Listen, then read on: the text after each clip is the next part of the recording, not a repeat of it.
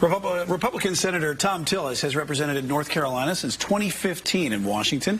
And tonight we're taking a closer look at the promises he made to voters. Queen City News chief political correspondent Emma Withrow has his political report card.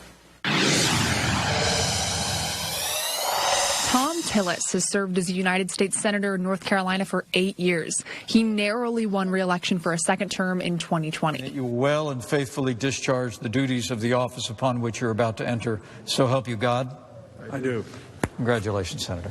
But the senator's career in politics started much further back and on a much smaller scale in 2002, right here in Mecklenburg County. Tillis was pushing for a local bike trail in Cornelius. From there, he was elected to the town's park board and then ran for town commissioner a year later. In 1998, I decided I wanted to move to North Carolina. Could have lived anywhere in the world, actually. Could have been in management deployments or move anywhere in the world, but I loved North Carolina. Tillis went on to run for the North Carolina General Assembly and later was chosen to be the Speaker of the House. After almost a decade in state politics, he was ready for more of a challenge and decided to run for Senate against a Democratic incumbent. So each candidate has been using every resource to reach out now to people, making it one of the most expensive Senate races in history. And joining us this morning on Good Day Carolinas to talk about the race is U.S. Senate candidate Thom Tillis. Thank you. Tillis won the seat with one of the smallest margins in North Carolina history. We did it against all the odds, right? Fast forward to today, he's now a little over a year into his second term. You know, what I try to do is block out what I think are the distractions at either end of the political spectrum and get things done that I think help North Carolinians and help the nation. But blocking out either end of the political spectrum can be tough during such a polarizing time in history. Has Tillis kept his promise of reaching across the aisle? I work a lot with Democrats. I reach across the aisle frequently to work on things that we agree on, and we do it in Judiciary Committee and Senate Armed Services, veterans, even banking. Tillis was one of the 19 Republican senators who voted in favor of the Democrats' infrastructure package this past fall. The bill, as amended, is passed. That bill included millions of dollars for North Carolina roads, bridges, and more.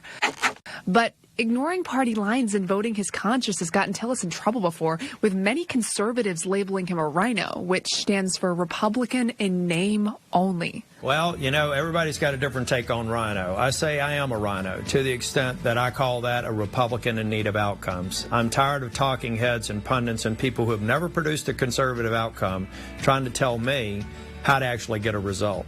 Tillis says the most important thing to him is bringing home solutions and beneficial policies for his constituents. But has he put words into actions to address his voters' concerns? We've reintroduced a toxic exposures bill in Veterans Affairs Committee to do right by those who were exposed to toxic substances when they were abroad or even at home, for that matter. We were successful in getting the Pause for Veterans Therapy Act passed to the president's desk, which is giving more veterans the opportunity to have service dogs, which have proven to be very helpful. Veterans have been top of mind for Senator Tillis lately after the Afghanistan withdrawal left thousands of vets struggling. We've just learned that the death toll for U.S. service members has risen. I spoke with him right after the last Americans left the country, and it was obvious he was shaken up. No, it's okay, Senator. Do you want to take a second? Yeah.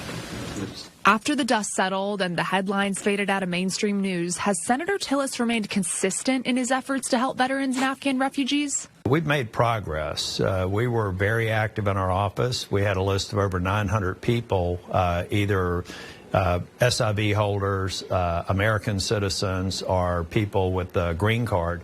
And we got several out before we exited the Kabul airport, and we've gotten out more since then.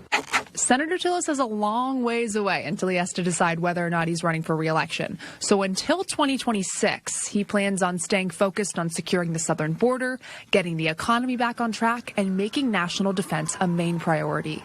I asked Senator Tillis for a self-assessment on his performance since getting re-elected, and he said he couldn't give himself a grade because there would always be someone who would disagree. So instead, he hopes North Carolinians will look at the things he's gotten done while in office and form their opinions from there. In the studio, Emma Withrow, Queen City News.